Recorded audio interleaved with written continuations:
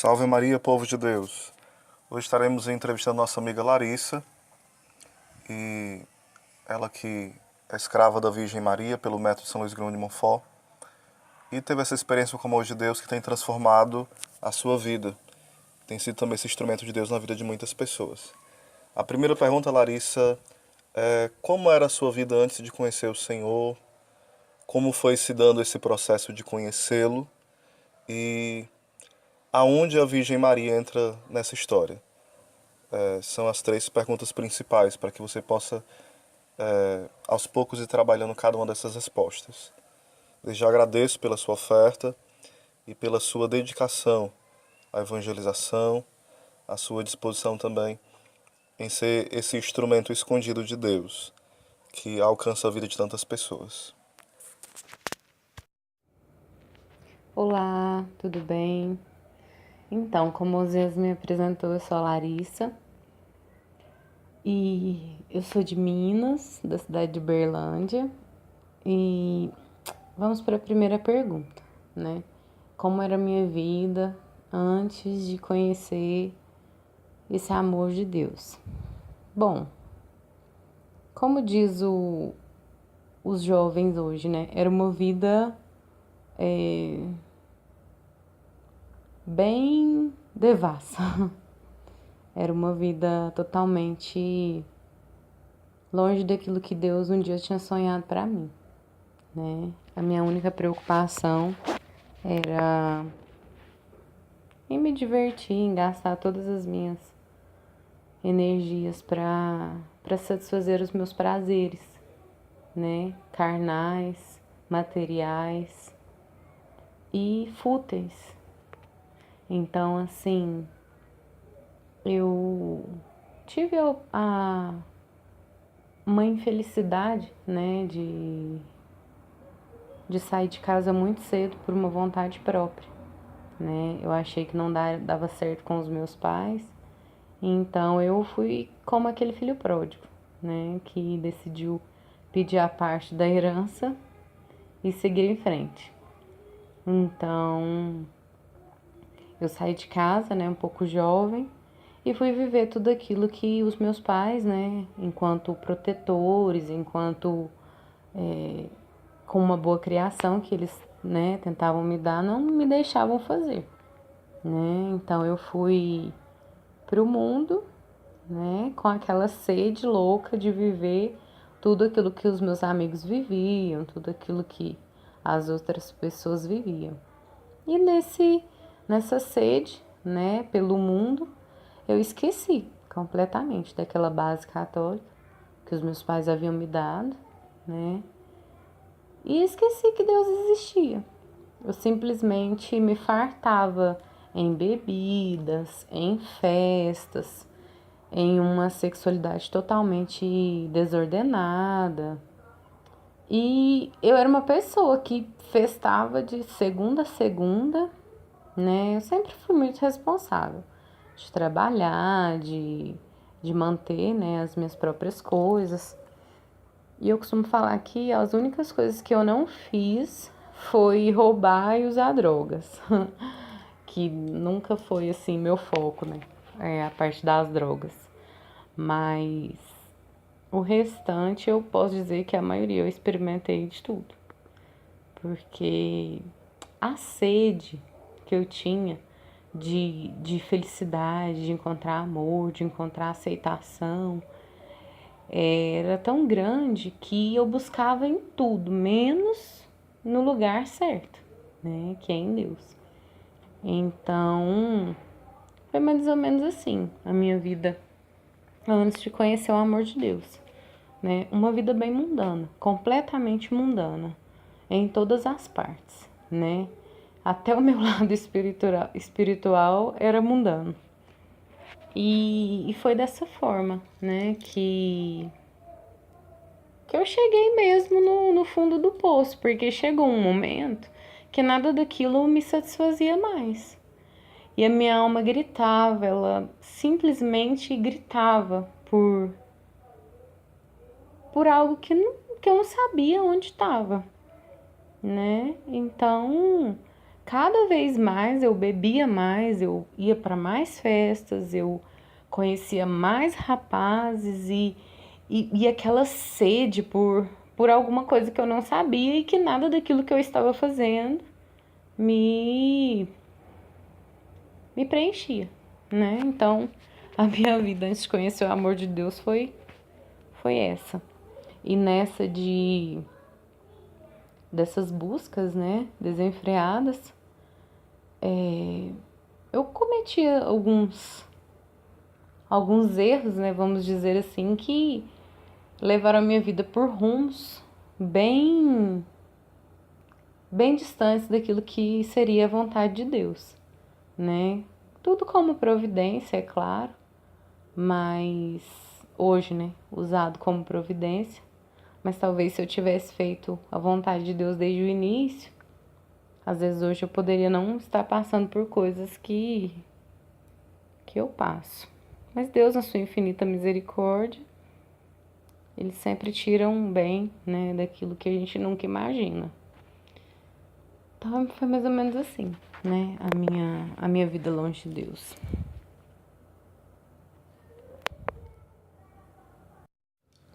Bom, então vamos para a segunda pergunta. Como foi se dando o processo de conhecer a Deus? Bom, como eu disse, né, eu sempre, mesmo sem saber, eu tinha um anseio, né, um anseio de alma, um anseio de espírito que eu não entendia, né, porque eu não tinha nenhuma visão espiritual e que mesmo assim eu sempre estava atrás de algo que eu nunca encontrava. E nessa busca, eu comecei a lembrar, sabe, da minha juventude ali por 12, 13 anos, quando eu participava com a minha mãe de alguns encontros de jovem, né, onde eu fiz um encontro que chamava Repique.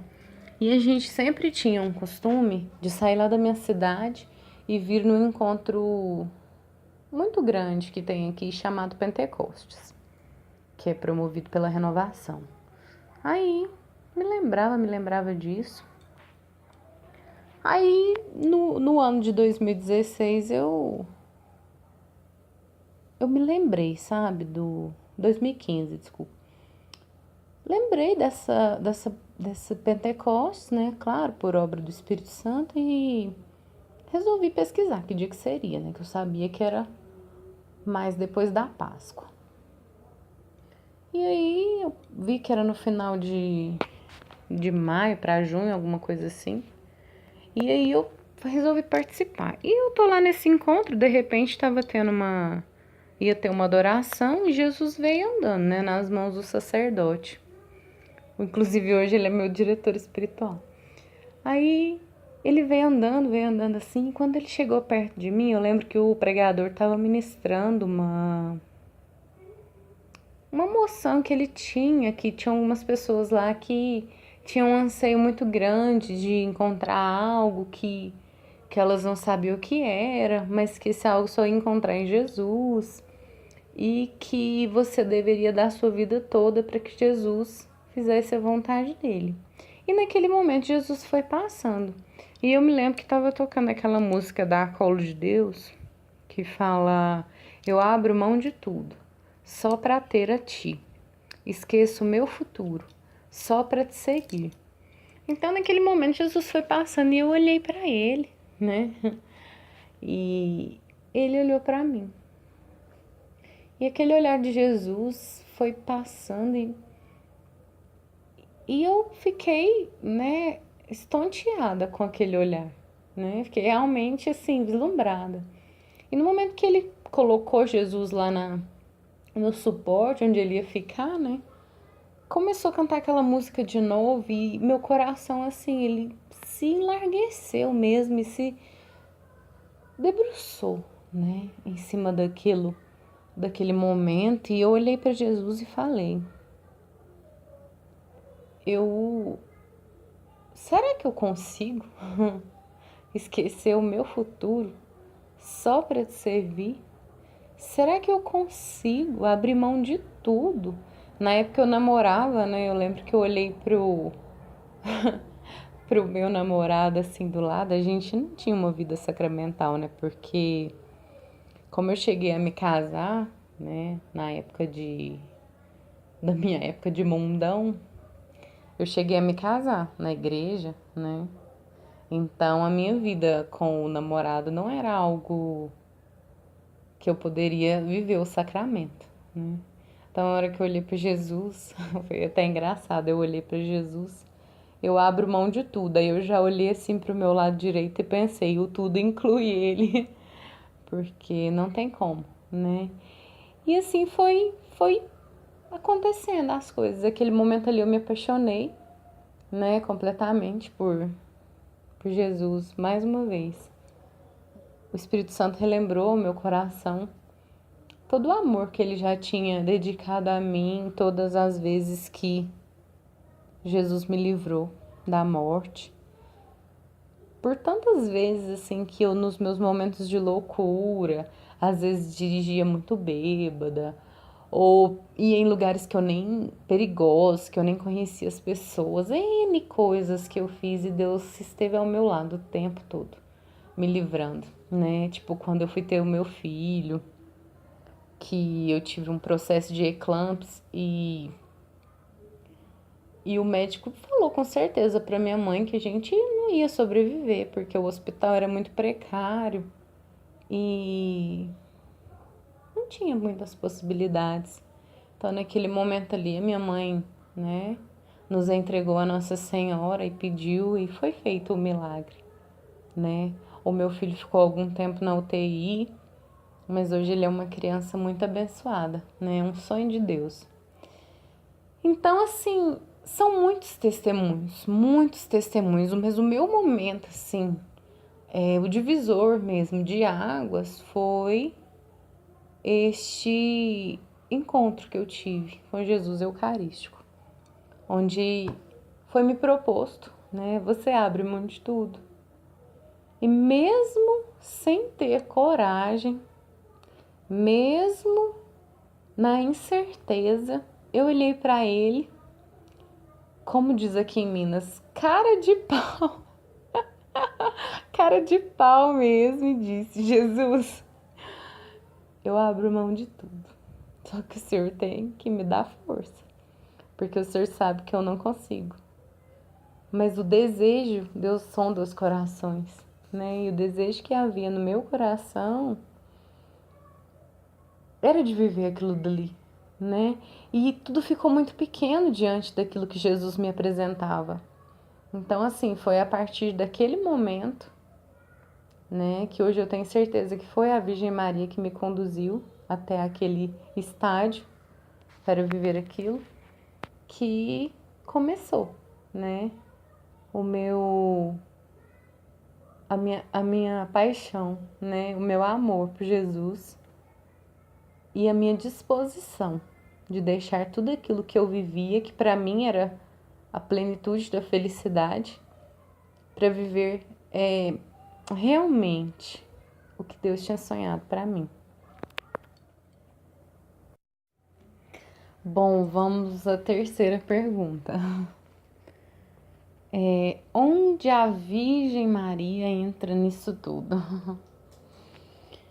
Eu acredito que Maria, quando eu nasci, ela me pegou no colo e me entregou pro médico, porque eu nunca vi um amor tão grande de uma mãe por uma filha como de Nossa Senhora comigo.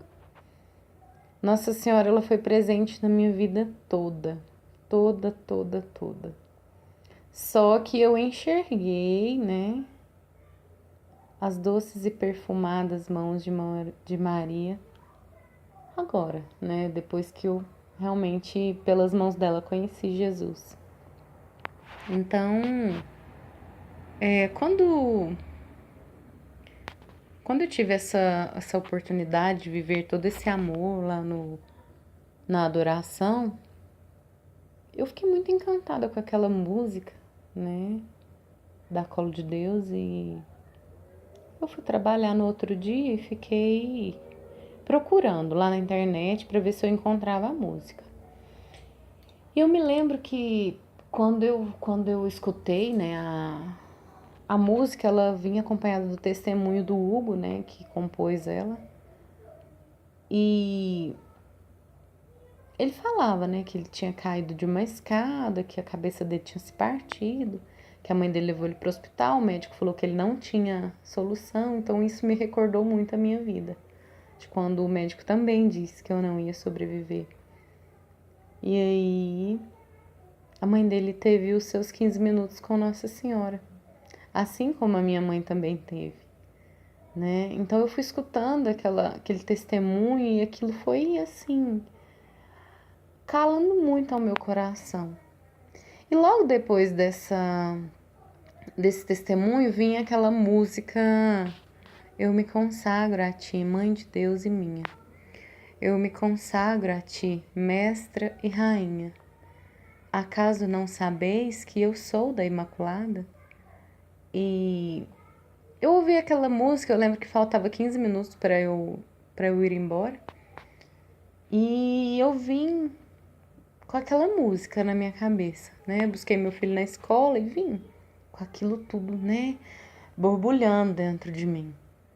E eu lembro que eu cheguei aqui em casa, tinha muitas pétalas brancas de frente à porta da minha sala. E eu olhei aquelas pétalas, né? Eu tinha acabado de ver um Pentecostes no dia anterior e eu olhei aquelas pétalas e elas, com toda certeza, elas significavam que Nossa Senhora estava dizendo: minha filha, seja bem-vinda de volta. É como se fossem umas pétalas do acolhimento de Nossa Senhora, né? E assim, não tinha ninguém na vizinhança, não tinha ninguém nas casas do lado para falar que alguém tinha, né, despedaçado uma rosa. E assim, não tinha explicação aquelas pétalas brancas. E o perfume, sabe? Às vezes eu me pego em oração assim e o perfume de Nossa Senhora é um perfume inconfundível. É algo tão sublime, mas tão sublime que só quem já sentiu para saber o quanto aquele perfume inebria, né, os nossos corações e a nossa alma. Então, a partir desse dia, Nossa Senhora ela se aproximou demais, demais de mim. E eu fui começando aquele processo.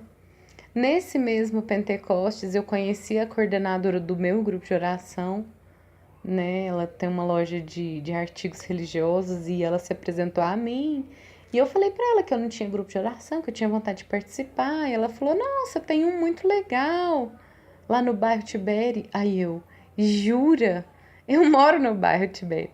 Sério? Então você tem que participar com a gente. E aí eu comecei a participar. Eu lembro que 2 meses que eu tava participando, ela já me chamou pro núcleo. Então, assim, a pressa de Deus na minha vida foi muito grande, né? Pra já começar a servir, pra já começar a viver tudo aquilo. E Nossa Senhora, ela é sempre precisa, né? Ela sempre tá do meu lado. Ela sempre tem os olhos dela voltados para mim todo o tempo. Então, assim, eu tenho muitos testemunhos da presença grande de Nossa Senhora, né? Quantos pedidos eu já fiz a Nossa Senhora e ela me atendeu. Eu lembro que um dia tinha uma amiga minha, ela foi fazer uma cirurgia, né? Sentindo umas dores, aí era apendicite. Ela foi fazer a cirurgia e eu lembro que ela deu uma complicação no processo dela e ela começou a entrar em coma. E eu não sei, a mãe dela lembrou de mim na hora, falou: Larissa, ela também chama Larissa. A Larissa tá na UTI, o médico falou que ela tem poucas chances porque tá generalizando a infecção, não sei o que, não sei o que. Aí eu lembro que eu me ajoelhei de frente à imagem de Nossa Senhora e eu chorava muito. Eu abracei a imagem dela, porque eu tenho uma imagem aqui em casa que todas as vezes que eu abraço, quando eu tô triste, eu deito no colo dela. É muito amor. Então eu lembro que eu abracei essa imagem e falei: Nossa Senhora, A senhora sabe que se a Larissa morrer hoje, ela não vai para o céu por causa da vida que ela tá levando. Ô, minha Nossa Senhora, dá mais uma chance para ela. Pede Jesus só mais uma chance. E eu lembro assim que eu chorei muito e pedi muito. E no outro dia a Larissa se recuperou e já começou. Em uma semana ela saiu do hospital e hoje, graças a Deus, para a honra e glória do nome de Jesus, ela tá mais do que saudável, ela tá maravilhosamente bem. Lembro um dia também que a minha avó, ela teve umas dores na cabeça, alguma coisa assim, e ela foi pro hospital e chegou lá, eles ficaram muito preocupados e ela começou, sabe, a já se desfalecer e todo mundo apavorado. De repente descobriu uma pneumonia e o negócio foi se agravando. E assim, eu rezo muito para que a minha avó consiga perdoar umas pessoas que ela precisa perdoar. E ela tem, assim, ódio mortal dessas pessoas. E naquele momento eu ajoelhei no mesmo jeito, lá no meu altar ali. E eu clamei à Virgem Maria que pedisse a Jesus para que intervisse naquela situação, porque a minha avó ainda não estava preparada, né? E eu lembro que eu chorava muito e eu pedia muito, né, à Virgem Maria que intervisse. E ela poderosamente pediu a Jesus e a minha avó ficou super bem depois disso. Ficou um tempo no hospital, mas graças a Deus ela saiu. Então, assim, o meu avô também, ele sempre foi muito católico. E eu lembro que ele teve uma doença, foi para o hospital e ele foi para UTI, né? E eu lembro que eu tava rezando com ele, me veio uma inspiração de colocar aquela oração de São Francisco para ele ouvir. Ele já não tava mais conversando, né? Só tava ouvindo. E a gente é de uma paróquia franciscana. Então eu coloquei aquela música e ele foi ouvindo, foi ouvindo, foi ouvindo. E eu senti no meu coração que ele não ia mais durar muito tempo. Então eu liguei, né, numa paróquia aqui na minha cidade e pedi o sacerdote para ir lá, né? E eu lembro que eu pedi a Nossa Senhora para que desse tempo do sacerdote chegar lá, porque o meu avô era muito católico, né? Muito, muito, muito. E eu lembro que deu tempo, né? Deu tempo, o sacerdote foi lá, fez todo o procedimento das exéquias e depois meu avô descansou. Então, assim, são muitos testemunhos, muito. Eu não dava